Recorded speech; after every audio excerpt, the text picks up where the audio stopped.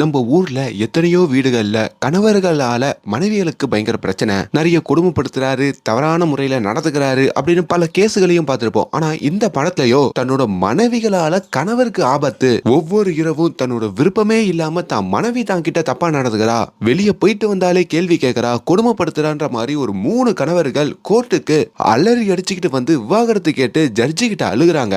அங்க தன்னோட மனைவிகளை பத்தி அவங்க ஒரு கதை சொல்றாங்க பாருங்க, அதுதாங்க இந்த படத்துடைய கதை. எல்லாருக்குமே வணக்கம். இன்னைக்கு நம்ம புருஷ ஷா அப்படின்ற ஒரு வித்தியாசமான தெலுங்கு படத்தோட ஸ்டோரி ரிவ்யூ தான் பார்க்க போறோம்.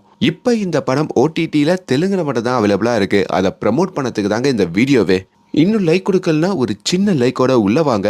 நீங்க இப்ப பார்த்துட்டு இருக்கிறது நம்மளுடைய பிலிம் பை. படத்துடைய ஆரம்பத்துல நம்ம 3 ஹீரோக்களை காமிக்கிறாங்க. முதல் ஹீரோவான சரத் அப்படின்ற ஒருத்தரை காமிக்க, இவரு ஒரு லவ் மேரேஜ் பண்ணிருப்பாருங்க. ஆனா லவ் மேரேஜ் பண்ணதுக்கு அப்புறம் கூட நிம்மதியா இருக்க முடியல. அவங்க மனைவி கமலாவோ ராத்திரி வீட்டுக்கு வராம எங்க போயிட்டீங்கன்ற மாதிரி பல டெக்ஸ்டுகளும் பல மிஸ்டுகளும் இருக்கிறதெல்லாம் பாக்குறாரு. ஐயோ, இப்ப அவகிட்ட வேற நம்ம பதில் சொல்லணுமே, என்ன சொல்றதுன்னு தெரியாம நம்ம ஹீரோ அப்படியே ஷவர்ல குளிச்சுக்கிட்டு இருக்கிற மாதிரி காமிக்க, கட் பண்ணா ஒரு சில வருஷங்களுக்கு முன்னாடி நம்ம ஹீரோ அவர் வாழ்க்கையை ரொம்ப சந்தோஷமா வாழ்ந்திருப்பாருங்க. அந்த சந்தோஷம் எதுவுமே இப்ப இல்லாத மாதிரியும் அங்க காட்டுறாங்க.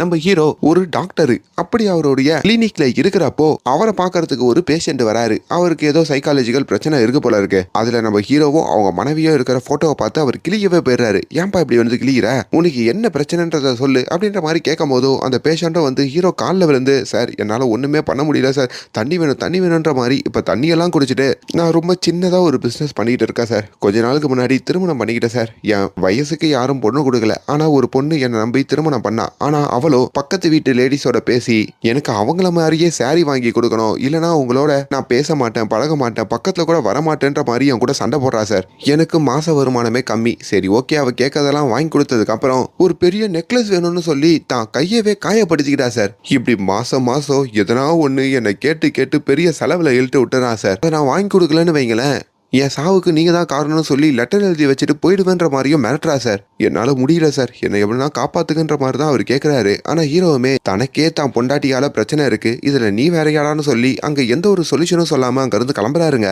அப்படி நம்ம ஹீரோ அப்படியே போகும்போதோ தான் மனைவியை பத்தி நிறைய விஷயங்களை அவர் யோசிச்சுக்கிட்டே நடக்கிறாரு. சரி, தன்னை நம்பி வந்த பேஷண்ட்டும் பாவம் தானே சொல்லி இப்போ அந்த உள்ளேயும் வந்து, இங்க பாருங்க, காசால ஆடம்பரத்தால கொடுக்க முடியாத சந்தோஷம் அப்படின்றது ரியாலிட்டியில ஒண்ணு இருக்கு. ஒண்ணு அதை புரிஞ்சுக்கிற மனைவியோட நம்ம இருக்கணும், அப்படி இல்லையா அந்த மனைவியை விட்டுட்டு விவாகரத்து பண்ணிடணும், அதுதான் இதுக்கு ஒரே வழி அப்படின்னு சொல்லிட்டோம். நம்ம ஹீரோ அங்க இருந்து கிளம்ப இப்ப டேனி அப்படின்ற ஒரு பாஸ்டரை காமிக்கிறாங்க. அவர் இப்போ ஒரு சர்ச்சில் 2 பேருக்கு திருமணம் பண்ணி வைக்கிறாருங்க. ஆக்சுவலி இந்த பாஸ்டரான டேனிக்கும் திருமணம் ஆயிருக்கோங்க. அவர் பெரிய பிசினஸ் பண்ணிட்டு இருப்பாரு. ஆனா அந்த பிசினஸ் ஃபிளாப் ஆகி அதுக்கப்புறம் திருமணம் பண்ணி இப்ப வேற வேலை இல்லாதனால ஜீசஸ் மேல அதிக பக்தியோட இப்ப இவரு பாஸ்டரா மாறி இருப்பாரு போல. ஹீரோக்கு இருக்கிற பிரச்சனை மாதிரியே நம்ம டேனிக்கும் அவங்க பொண்டாட்டி கிட்ட நிறைய பிரச்சனைகள் இருக்கும். அதனால யாருக்கு அவர் திருமணம் பண்ணி வச்சாலும் அந்த பையனை ரொம்ப பாவமா பாப்பாரு. உனக்கு உண்மையாலேயே இந்த பொண்ணை கல்யாணம் பண்ணிக்கிறதுக்கு ஓகேவா? ஏன்னா இப்போ இவளுக ஒரு முகத்தோட இருப்பானுங்க, ஆனா திருமணத்துக்கு அப்புறம் வேற ஒரு முகத்தை காட்டுவாங்க, அதுக்காக தான் கேட்டுக்கிறேன்ற மாதிரிலாம் சொல்லி தான் திருமணம் பண்ணியே வைப்பாரு. அப்படி அவருக்கு அவர் பொண்டாட்டியோட என்ன பிரச்சனைன்ற மாதிரி காட்டுறாங்க.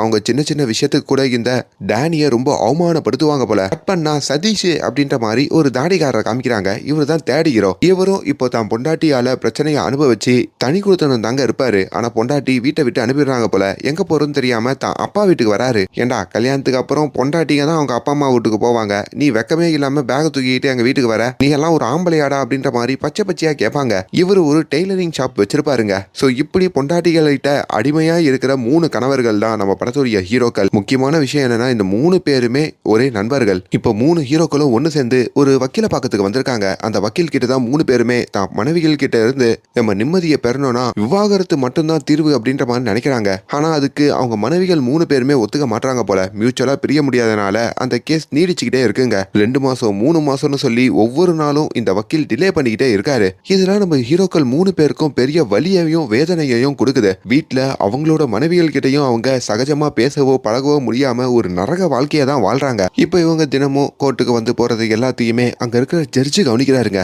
இந்த 3 பசங்களை பார்த்தா பாவமா இருக்கே அப்படின்னு சொல்லி தன்னுடைய ரூமுக்கும் அவரு லஞ்சுக்கு கூப்பிடுறாரு. அப்படி நம்ம ஹீரோக்கள் 3 பேருமே அந்த இடத்துக்கு வர, என்னப்பா உங்களுக்கு மனைவிகளோட பிரச்சனை, உங்க மனைவிகள் 3 பேரும் தான் உங்களை பிரிய மாட்டேன்னு சொல்றாங்களே, அட்ஜஸ்ட் பண்ணி வாழ வேண்டியதானே, அப்படி என்ன பண்ணிட்டாங்க உங்களை அப்படின்ற மாதிரி கேட்கறாங்க. சார், உங்களுக்கு எங்க பொண்டாட்டிகளை பத்தி தெரியாது சார், நேத்து ஒரு பாறாங்கல் எடுத்து என்ன அடிக்க வேண்டாம் சார், இதோ இவெல்லாம் வீட்டுல ஒவ்வொரு இரவும் எங்க கதையை மட்டும் கேட்டீங்கன்னா நீங்களே அழுவீங்க அப்படின்ற மாதிரி சொல்லிட்டு அங்க அந்த கதையை சொல்லவும் ஆரம்பிக்கிறாங்க. நாங்க ஒரு 4 பேர் சார். பள்ளியில ஒன்னாதான் சுத்திக்கிட்டு இருந்தோம். ஆனா ஒரு வயசுக்கு வந்ததும் எங்கள்ல 2 பேருக்கு திருமணம் நடந்துடுச்சு. அதாவது இந்த டேனி இருக்காரு பாத்தீங்களா, அவருக்கும் இந்த சதீஷ் தாடிக்காரர் இருக்காரு பாத்தீங்களா, அவருக்கும் திருமணம் ஆயிருக்குங்க. 2 பேருமே அரேஞ்ச் மேரேஜ் தான் பண்ணிருக்காங்க. சின்ன வயசுலயே பண்ணிருக்காங்க. ஓ அப்படியாப்பா, சரிப்பா. எப்பா ஹீரோ, நீ யார திருமணம் பண்ண அப்படின்ற மாதிரி கேட்கும் போதும் நம்ம ஹீரோ உட்காந்து அங்க கதையை சொல்றாரு.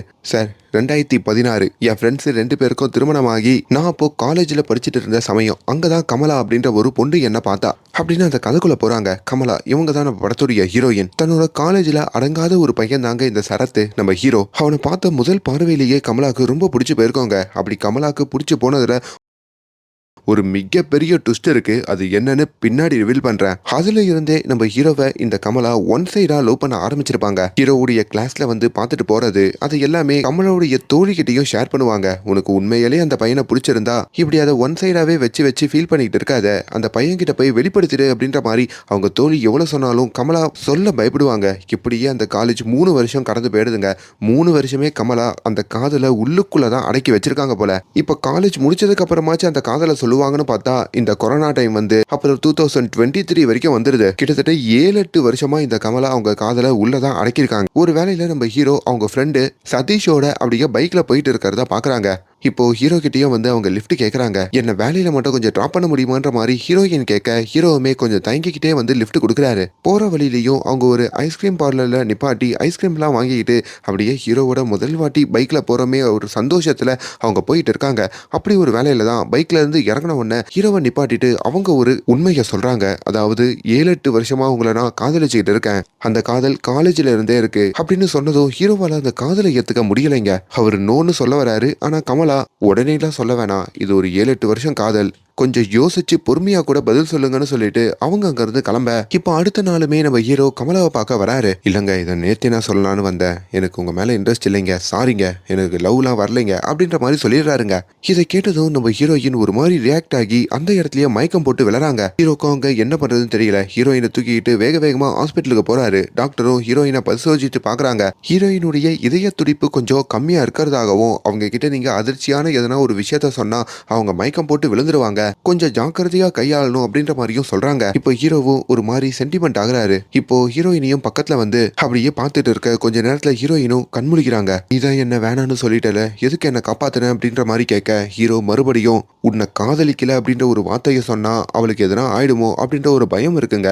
ஏன்னா காலேஜில் படிச்ச பொண்ணு, தான் பின்னாடி 7-8 வருஷமா சுத்தின பொண்ணு, அதை எல்லாம் அவர் யோசிச்சு பார்த்துட்டு தான் உன்னை காதலிக்கிறதா அங்க சொல்றாரு. சோ இப்படிதான் அவரு பிடிக்காத வாழ்க்கைக்குள்ள போயிருப்பாருங்க. ஆனா அதே வேலையில நம்ம ஹீரோயினுடைய வீட்லயும் அவங்களுக்கு பையன் பார்த்துட்டு இருப்பாங்க போல. அந்த பையனோட திருமணமும் ஃபிக்ஸ் ஆயிருக்கும். இப்ப நம்ம ஹீரோ இந்த காதல்ல விழுந்ததுக்கு அப்புறம் சின்சியர் ஆயிருப்பாரு. தான் ஃப்ரெண்ட்ஸ் கிட்டையும் இப்ப அவளுக்கு கல்யாணம்டா, எப்படி அவளை கூட்டு வரதுன்ற மாதிரி டிஸ்கஸ் பண்ணிக்கிட்டு இருக்க. ஆனா அங்க ஹீரோயினே தப்பிச்சு ஓடி வந்துடுறாங்க. அதுக்கப்புறம் தான் வீட்டுக்கு தெரியாம இவங்க 2 பேரும் திருமணம் பண்ணிக்கிட்டு தனி கொடுத்தனா வாழ ஆரம்பிச்சிருப்பாங்க. ஆனா காதலிக்கும் போது ரொம்ப சந்தோஷமா இருந்த இவங்க வாழ்க்கை திருமணத்துக்கு அப்புறம் மொத்தமா மாறுதுங்க. நம்ம ஹீரோ காலையில எழுந்தரும் போனோட பாத்ரூமுக்கு போவாரு. கிட்டத்தட்ட அரை மணி நேரம் உட்காருவாரு. அதெல்லாம் ஹீரோயினுக்கு சுத்தமா பிடிக்காதுங்க. ஹீரோயின் எப்பவுமே இந்த நேரம் காலம் ஜோசியம் இது எல்லாம் பாக்குறவங்க. அது நம்ம ஹீரோக்கு சுத்தமா பிடிக்காதுங்க. ஹீரோவுடைய போனை எடுத்து அவர் யாரு கூட எல்லாம் பேசுறாரு, யாரெல்லாம் கால் பண்றாங்கன்ற மாதிரி எல்லாத்தையும் ஹீரோயின் செக் பண்ணுவாங்க. ரோஸ் அப்படின்ற ஒரு பொண்ணு அப்பப்போ நம்ம ஹீரோக்கு கால் பண்றது உண்டு. அவங்க நம்ம ஹீரோவுடைய கிளைண்ட்டுங்க. ஆனா பொண்ணோட பேர் வருது அப்படின்றதுனாலயே நம்ம ஹீரோயின் அந்த போனை கட் பண்ணிடுவாங்க. இப்ப நம்ம ஹீரோ அப்படியே அவர் வேலைக்கு கிளம்ப அப்ப பக்கத்து வீட்டு ஆன்டி வீட்டுக்கு வரதையும் அவர் பாக்குறாருங்க. இந்த பக்கத்து வீட்டு ஆன்டி ரொம்ப டேஞ்சருங்க. ஏன்னா இவர் வேலைக்கு போனதுக்கு அப்புறம் இவரை பத்தி ஏத்தி விடுறதுக்குன்னே அவங்க மனைவி கிட்ட வந்து பேசிக்கிட்டு இருப்பாங்க. இப்ப கூட உன் கணவர் எப்படியெல்லாம் உங்ககிட்ட நடந்துக்கிறான்ற மாதிரிலாம் அங்க நம்ம கமலா கிட்ட கேட்டுட்டு இருக்க. அவர் நல்லா தான் நடந்துக்கிறாரு, பாசமா பழகுறாருன்ற மாதிரிலாம் சொல்ல. அப்படிதான் பழகுவானுங்க. அதோ செடிக்கு தண்ணி விட்டுட்டு இருக்கானே அவன் என்னோட ஹஸ்பண்டு.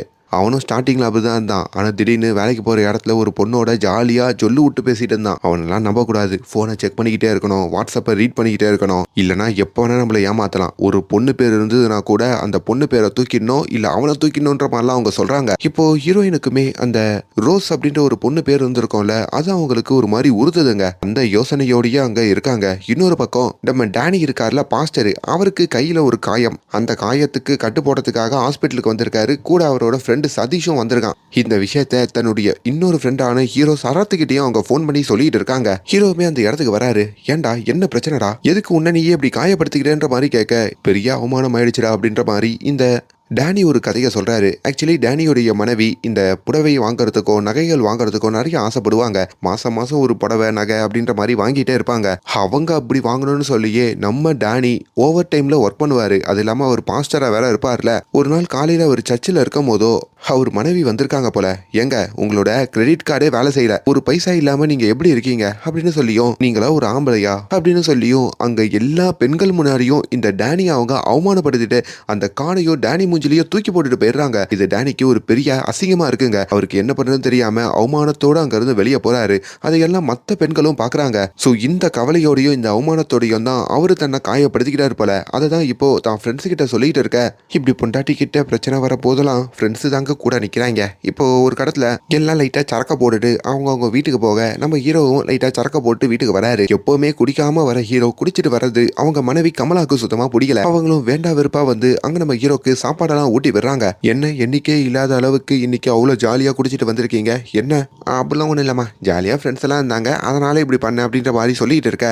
ஞாபகம் இருக்குல்ல, உங்களோட முதல் காதல் நான் தான், உங்களுக்கு எந்த சந்தோஷம்னாலும் முதல்ல என்கிட்ட தான் ஷேர் பண்ணுன்ற மாதிரி கமலா சொல்றாங்க. ஹீரோவுமே முதல் காதலா, அதுவும் நீயா அப்படின்ற மாதிரி சிரிச்சுட்டு அப்படியே தூங்கிடுறாருங்க. அப்போ எனக்கு முன்னாடி யாரா, டேய் சொல்லவே இல்லை என்கிட்ட, யார்ரான்ற மாதிரி அங்க கமலா டென்ஷன் ஆகி ஒரு மாதிரி அழுகுறாங்க. ஹீரோவும் தூங்கிடுறாரு. கட் பண்ணா இப்ப இந்த கதையை கேட்டுட்டு இருக்க அந்த ஜட்ஜுமே, ஏண்டா பசங்களா உண்மையாலேயே உங்க பொண்டாட்டி உங்ககிட்ட இப்படியெல்லாம் நடந்துக்கிறாரா? இதை கேட்கும் போது என் கதையே கேட்ட மாதிரி இருக்குடா. ஏன்னா என் பொண்டாட்டியும் என்கிட்ட இப்படிதான்டா நடந்துக்குவா. ஆனா இப்படிப்பட்ட பொண்டாட்டிகள் எல்லாம் மயக்கணும்னு வையேன், ஒரு மல்லிப்பூ அல்வா இதை வாங்கிக்கிட்டு வீட்டை சந்தோஷமா போங்கடா, கண்டிப்பா மயங்கிடுவாங்கன்ற மாதிரிலாம் சொல்ல. சார் இதெல்லாம் ஆதி காலத்து டெக்னிக்கு, இதெல்லாம் நாங்கள் எப்பயோ ட்ரை பண்ணி பார்த்துட்டோம் அப்படின்ற மாதிரி மறுபடியும் அந்த ஃப்ளாஷ்பேக்குள்ளே போகிறாங்க.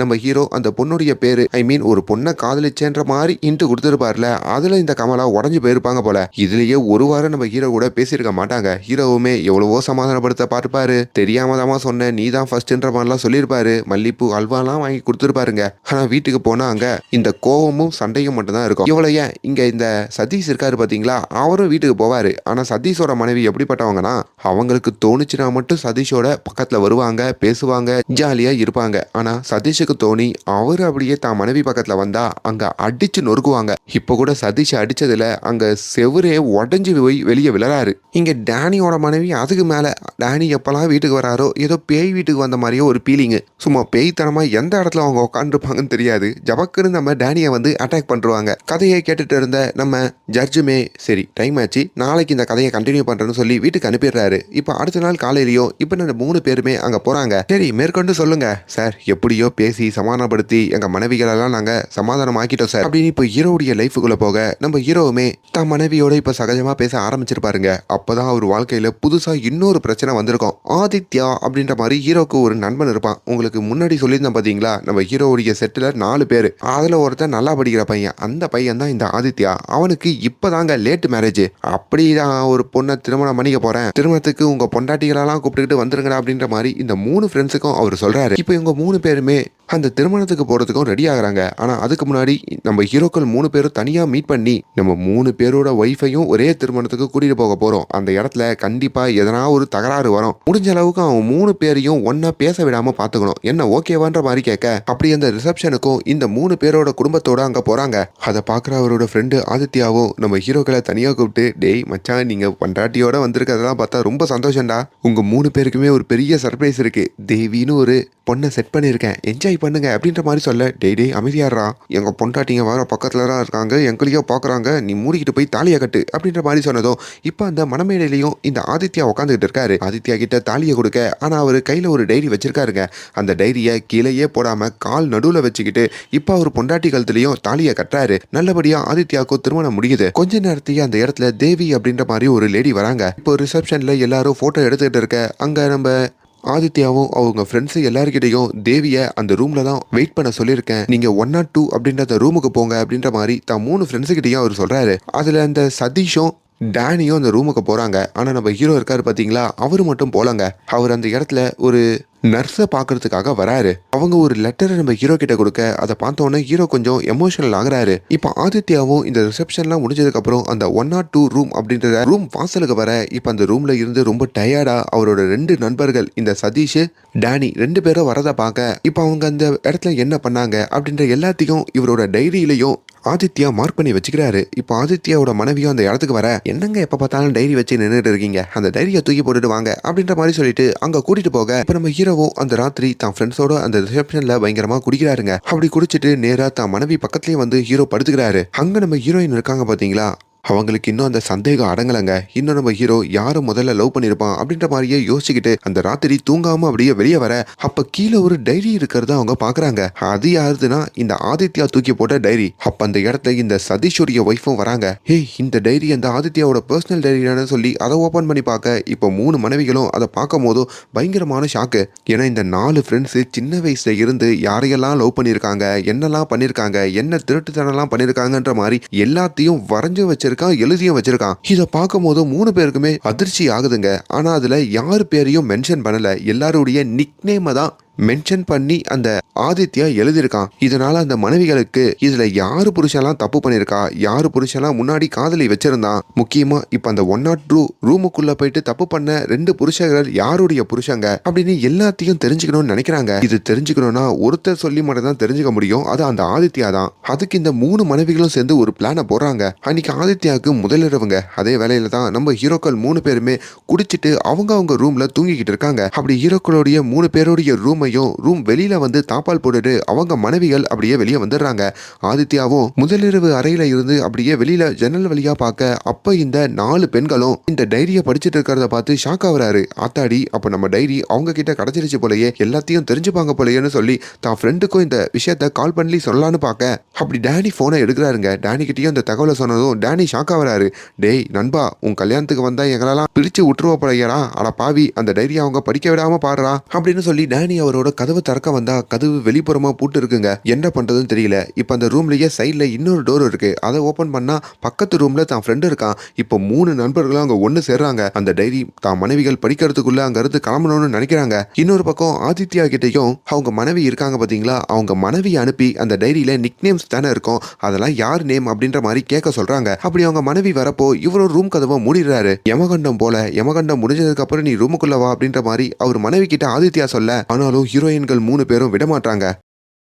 வேற வழி இல்ல, நீ உன் கணவர் ஆதித்யாவை மயக்கி தான் இந்த டைரியில இருக்கிற நிக்நேம் எல்லாம் கேட்டு தெரிஞ்சுக்கணும், எங்களுக்காக இதை நீ பண்ணிதான் ஆகணும், இதுல உன்னோட ஃபியூச்சரும் அடங்கி இருக்குன்னு சொல்லி அங்க இந்த ஆதித்யாவோட மனைவிய அனுப்பி ஆதித்யாவையும் மயக்க வைக்கிறாங்க. அப்படி அவங்களும் மயங்கினபடி ஆதித்யா கிட்ட வந்து, இந்த டைரியில நிறைய நிக்நேம் எல்லாம் இருக்குல்ல, அந்த நிக்நேம் எல்லாம் யாருடையது, யார் அந்த 102 ரூமுக்குள்ள எல்லாம் போனா அப்படின்ற மாதிரி கேட்க அவரும் உண்மையை சொல்றாருங்க. அதாவது அந்த 102 ரூமுக்குள்ள போனது இந்த சதீஷும் டேனியும் தான். அதே மாதிரி நம்ம ஹீரோ முன்னாடி ரோஸ் அப்படின்ற ஒரு பொண்ணை லவ் பண்ணிருக்கான். அதுவும் அவனோட நெஞ்சில ஆர் அப்படின்ற ஒரு வார்த்தையை பச்சை குத்திருக்கான். அது அந்த ரோஸோட பொண்ணுடைய முதல் வார்த்தை தான் அப்படின்னு எல்லாத்தையும் சொன்ன உடனேயும் இப்ப அந்த டைரியில இருக்க அர்த்தங்கள் எல்லாத்தையும் இந்த 3 மனைவிகளும் கேட்டு தெரிஞ்சுக்கிட்டு, அவ்வளவுதாங்க, இப்ப இந்த 3 ஹீரோக்களையும் ஒரு வழி பண்றதுக்காக அங்க ரெடி ஆகுறாங்க. ஹீரோக்கள் 3 பேருமே இதெல்லாம் தெரிஞ்சதுக்கு அப்புறம் தான் அந்த சம்பவ இடத்துக்கு வராங்க.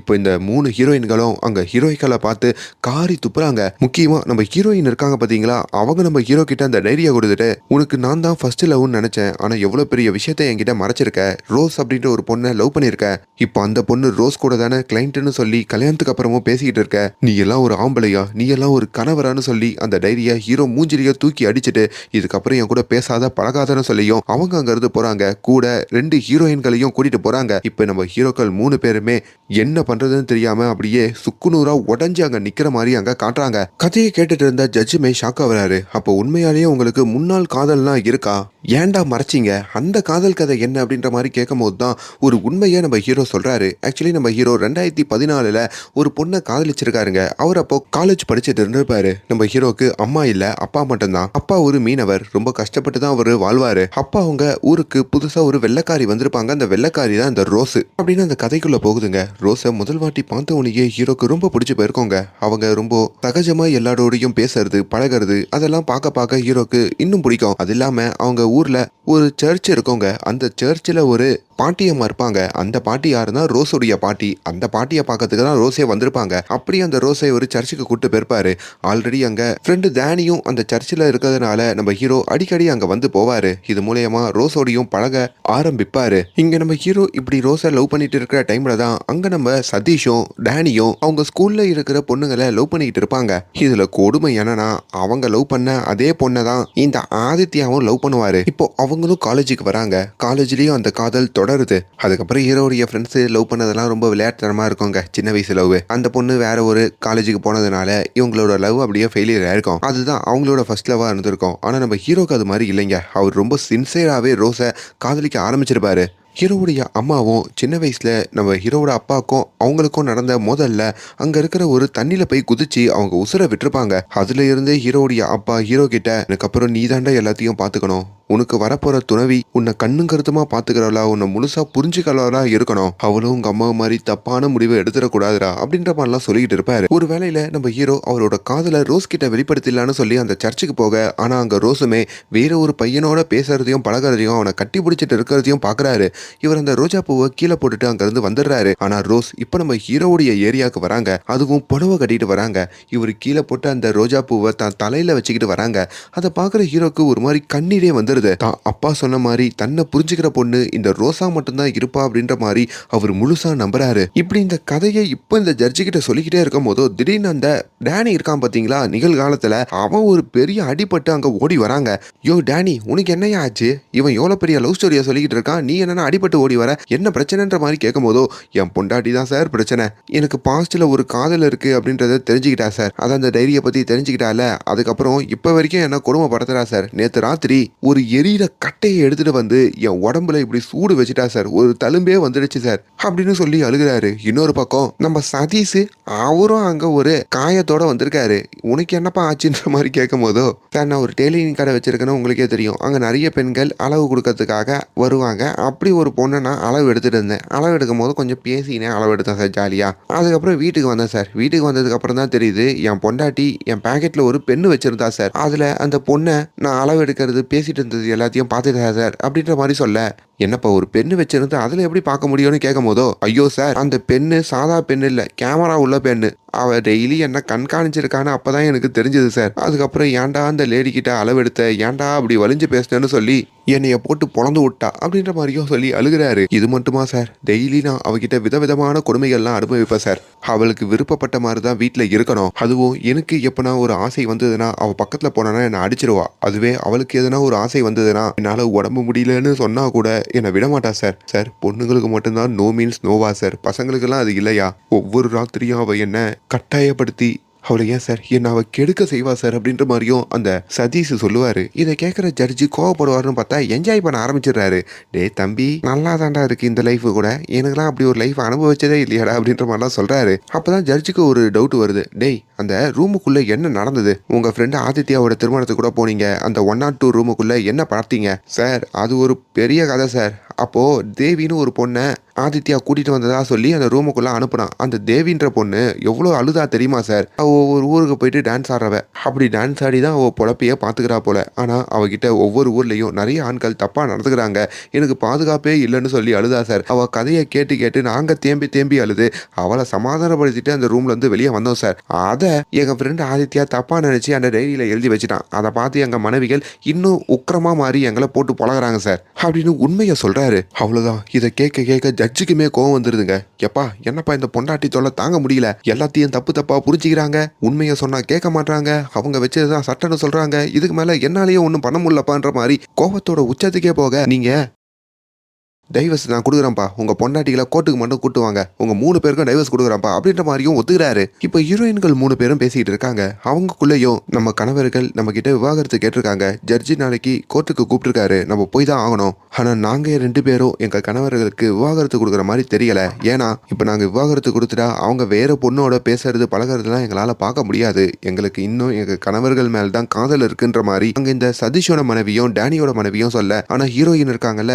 கமலா, அவங்க தான் கணவருக்கு விவாகரத்து தான் கொடுக்க போறேன், ஏன்னா நீங்க 2 பேருமே அரேஞ்ச் மேரேஜ் பண்ணவங்க, உங்க கணவருக்கு முன்னாடி ஒரு காதல் இருந்த விஷயம்லாம் உங்களுக்கு தெரியலனா கூட பரவாயில்ல, ஆனா நான் லவ் மேரேஜ் பண்ணவன், 7 வருஷமா நான் அவனை ட்ரூவா லவ் பண்ணேன், ஆனா என்கிட்ட கூட அவனோட காதலை மறைச்சிட்டானா அவனுக்கு எவ்வளவு திமிரு இருக்கும், அதனால நான் விவாகரத்து பண்ணியே தீருவேன்ற மாதிரி அவங்க சொல்றாங்க. இப்போ நம்ம ஹீரோ இருக்காரு பாத்தீங்களா, அவரு ஃப்ரெண்ட்ஸோட பேசிக்கிட்டு இருக்காரு. அவரு ஃப்ரெண்டுல இன்னொருத்தர் வந்து ஆட் ஆயிருக்காரு போல. அவரும் நான் ஒரு ஹவுஸ் ஹஸ்பண்ட், நிறைய வேலையில இருந்து தூக்கிட்டாங்க, அதனால ரொம்ப கஷ்டப்பட்டு தான் வாழ்ந்துட்டு இருக்கேன். நான் இப்படி இருக்கிறதுனாலயே என் பொண்டாட்டி கிட்ட அவங்க சொந்தக்காரங்க கிட்டலாம் ரொம்ப தப்பான பேர் வாங்கியிருக்கேன்ப்பா. டெய்லி என்ன நிறைய அவமானப்படுத்துவாங்க. ஒரு பொண்டாட்டி வேலை இல்லாம வீட்டில் இருந்தா கணவர் பார்த்துக்கிறான், ஆனா கணவர் வேலை இல்லாம வீட்டில் இருந்தா பொண்டாட்டி எவ்வளோ தெரியுமா தப்பா பேசுறா அப்படின்ற மாதிரி அவரோட வலியையும் அங்கே சொல்லிக்கிட்டு இருக்காரு. இதெல்லாம் கேட்டுட்டு ஹீரோ அந்த ராத்திரி தூங்க முடியாம அப்படியே நடந்துகிட்டு இருக்க. அப்போ மறுபடியும் ஜட்ஜு வந்து நம்ம ஹீரோவை பார்க்குறாருங்க. என்ன சார் அப்படின்ற மாதிரி கேட்கும் போதோ, இல்லப்பா உன்னோட கதையை நான் முழுசா கேட்காம விட்டுட்டேன், நீ அந்த ரோஸை எதுக்காக பிரிஞ்ச, என்ன ஆச்சுன்ற மாதிரி கேட்கும் போதோ ஹீரோ அந்த கதையை சொல்றாரு. ஆக்சுவலி நம்ம ஹீரோ ரோஸை லவ் பண்ணிட்டு இருக்கும் போதோ ரோஸோடைய வீட்டுக்கு அந்த விஷயம்லாம் தெரிஞ்சிருங்க. அவங்க அப்பாவும் ஃபாரின்ல இருந்து வந்திருப்பாரு. ஒரு இந்தியனையா நீ காதலிக்கிறன்னு சொல்லி அங்கேயே நம்ம ஹீரோவை அடிச்சு துரத்திட்டு தான் பொண்ணையும் மனைவியும் கூப்பிட்டுக்கிட்டு அவரு தன்னோட ஊருக்கு கிளம்பியிருப்பாரு. ஆனா போற வழியில ஒரு கோர விபத்து நடந்திருக்கோங்க. அந்த விபத்துல நம்ம ரோஸ், அவங்க அப்பா, அவங்க அம்மா 3 பேருமே போய் சேர்ந்திருப்பாங்க. இதனாலதான் நம்ம ஹீரோ உடஞ்சு போயிருப்பாரு. அப்போ இப்போ வரைக்கும் நம்ம ஹீரோவோட ரோஸ் அப்படின்ற ஒரு பேர்ல பேசினது எல்லாமே உண்மையாலே அந்த கிளைண்ட் தாங்க. அவங்களுக்கும் அந்த முன்னாள் காதலிக்கும் எந்த தொடர்பும் இல்லைன்ற மாதிரி அங்க ஹீரோ சொல்றாரு. இங்க ஹீரோயின் கமலாவும் அப்படியே தான் தோழி கிட்ட பேசிக்கிட்டு இருக்காங்க. இந்த தோழி யாருன்னா, முன்னாடி இவங்க ஹீரோவை ஒன் சைடா லவ் பண்ணும் போது கூட இருந்திருப்பாங்களே அவங்களுமே வந்து ஹீரோ பத்தியான சில உண்மைகள்லாம் சொல்றாங்க. உண்மையாலேயே ஹீரோ காதலிச்ச அந்த ரோஸ் இப்போ கூட இல்ல, அவன் அந்த பொண்ணை மொத்தமா மறந்துட்டான், தயவு செஞ்சு உன் கணவரை நாளைக்கு கோர்ட்ல போயிட்டு பிரியணும்னு சொல்லிடாத, இந்த பசங்களாம் நல்லவங்க தான் அப்படின்ற மாதிரியும் சொல்லி புரிய வைக்க இப்போ ஹீரோயின் அடுத்த நாள் கோர்ட்டுக்கு வராங்க. இப்போ ஹீரோயின்கள் 3 பேரும் அங்க இருக்க, ஹீரோக்கள் 3 பேரும் அங்க இருக்க. ஜட்ஜு, நீங்க 3 பேரும் உங்க கணவர்களை பிரிறீங்களா அப்படின்ற மாதிரி கேட்குறாங்க. அப்போதான் அங்கே சதீஷோட மனைவியும் டேனியோட மனைவியும் ஒரு விஷயத்தை யோசிச்சு பார்க்குறாங்க. ஆக்சுவலி நம்ம ஹீரோ இருக்காரு பார்த்தீங்களா, அவர் இவங்க 2 பேர்கிட்டையும் வந்து உங்கள் கணவர்கள் ரொம்ப நல்லவங்க, அவங்க பண்ண எல்லாத்தையுமே அங்கே சொல்லி புரிய வைக்கிறாரு. தயவு செஞ்சு இது மாதிரி பிரிஞ்சு போயிடாதீங்க, அம்மா இல்லாமல் வளர்ந்த எனக்கு தான் அந்த அருமையெல்லாம் புரியும் அப்படின்ற மாதிரி சொல்லி இவரு தான் சமாதானப்படுத்தியிருப்பாரு. தான் ஃப்ரெண்ட்ஸையும் சமாதானப்படுத்தி அவங்க மனைவிகள் கிட்ட சேர சொல்லியிருப்பாரு. அதன்படி இப்போ அவங்க 2 ஃப்ரெண்ட்ஸும் அவங்க 2 மனைவிகளும் ஒன்று சேர்ந்துடுறேன் அப்படின்ற மாதிரியும் ஜட்ஜி கிட்ட சொல்ல, ஆனா ஹீரோ மட்டும் அங்க தான் மனைவி கமலா கிட்ட ஒண்ணு சேரல, வேணாம் அப்படின்ற மாதிரி சொல்லிடுறாருங்க. இதுல கமலாக்கு மறுபடியும் மயக்கம் வந்து கீழே விழ, அப்பதான் ஒரு இன்னொரு பிளாஷ்பேக்கா காமிக்கிறாங்க. நம்ம ஹீரோ தான் மனைவி கிட்டையும் சமாதானப்படுத்துறதுக்காக வீட்டுக்கு போயிருப்பாரு. ஆனா ஹீரோவை வெளியே வச்சு கதவை மூடிட்டு, உன்னை உள்ள கூட சேர்க்க முடியாது, எனக்கு முன்னாடி ஒரு பொண்ணை காதலிச்சிருக்க, என்னால இப்ப வரைக்கும் அதை அக்செப்ட் பண்ணிக்க முடியல அப்படின்ற மாதிரி ஓவரா டென்ஷன் ஆயிருப்பாங்க. கமலா அடிக்கடி டென்ஷன் ஆகக்கூடாது, அவங்களோட ஹார்ட் ரொம்ப பலவீனமா இருக்கும், ஒருவேளை நம்ம கூட இருந்தா அந்த ஹார்ட் இன்னும் பலவீனம் ஆயிடுமோ அப்படின்ற ஒரு பயத்துல தான் நம்ம ஹீரோ அங்க இருந்து வேணான்னு சொல்லி போயிருக்காரு போல. ஆனா அதை கேட்டுட்டும் இப்போ கமலா மயக்கம் போட்டு விளறாங்க. இப்போ டாக்டரும் வந்து கமலாவை காப்பாத்தியாச்சு அப்படின்ற மாதிரி ஹீரோ கிட்ட சொல்ல, அப்பதாங்க அல்டிமேட்டா இன்னொரு ட்விஸ்டா காமிக்கிறாங்க. ஆக்சுவலி நம்ம ஹீரோவுடைய காதலி அந்த ரோஸ் போய் சேர்ந்திருப்பாங்க பாத்தீங்களா, அப்பதான் கமலா அப்படின்ற இந்த பொண்ணுக்கு இதய மாற்று அறுவை சிகிச்சை நடந்திருக்கும். அப்ப இந்த ரோஸ் அவங்களுடைய இதயத்தை இந்த கமலாவுக்கு டொனேட் பண்ணிட்டு தான் போயிருப்பாங்க போல. அதை நம்ம ஹீரோ நடுவில் ஒரு கல்யாணத்துல இருக்கும் ஒரு லெட்டர் வந்திருக்கோம் பாத்தீங்களா, அந்த லெட்டர் படிக்கிறது மூலியமா தெரிஞ்சிருப்பாரு. அப்பதான் அவருக்குமே புரிஞ்சிருக்கும், நம்ம வேணான்னு கண்டுக்காம சுத்தினா போவோம், எதுக்கு இந்த கமலா நம்மள ஃபாலோ பண்ணி 7 வருஷமா ஒன் சைடா லவ் பண்ணான்ட்டு. ஏன்னா அது கமலாவுடைய இதயம் இல்ல, அதுக்குள்ள இருக்கிற ரோஸோடைய இதயம். அதுல இருந்து கமலாவை அவர் உசுறு மாதிரி பார்த்திருப்பாரு. அப்படி கமலாக்கு நம்மளால எந்த ஆபத்தும் வந்துடக்கூடாது, அவ இதயம் எதுனா ஃபெயிலியர் ஆயிடக்கூடாதுன்னு பயந்துதான் இப்போ விவாகரத்து கொடுக்கறதா சொல்லியிருப்பாரு. அதெல்லாம் இப்போ அந்த இடத்துல காமிக்க, இப்போ இதையும் நம்ம கமலா தெரிஞ்சுக்கிறாங்க. அட்லாஸ்ட் கமலாவும் அங்க ரொம்ப எமோஷனல் ஆகி, அப்போ உன்னோட முதல் காதலே நான் தான் அப்படின்னு சொல்லி ஹீரோவையும் அக்செப்ட் பண்ணிக்க. அவ்வளவுதாங்க, இப்போ நம்ம ஹீரோக்கள் 3 பேருமே அவங்க மனைவிகளோட ரொம்ப சந்தோஷமான ஒரு வாழ்க்கையை வாழ்ற மாதிரி இந்த படத்துடைய கதை முடியுதுங்க. அட்ஜஸ்ட்மெண்ட் அதுதான் வாழ்க்கையில ரொம்ப ரொம்ப முக்கியம். அந்த அட்ஜஸ்ட்மெண்ட் இருக்கிறவங்க வாழ்க்கையை சந்தோஷமா வாழ்வாங்க அப்படின்றது தான் இந்த கதையில சொல்லியிருக்காங்க.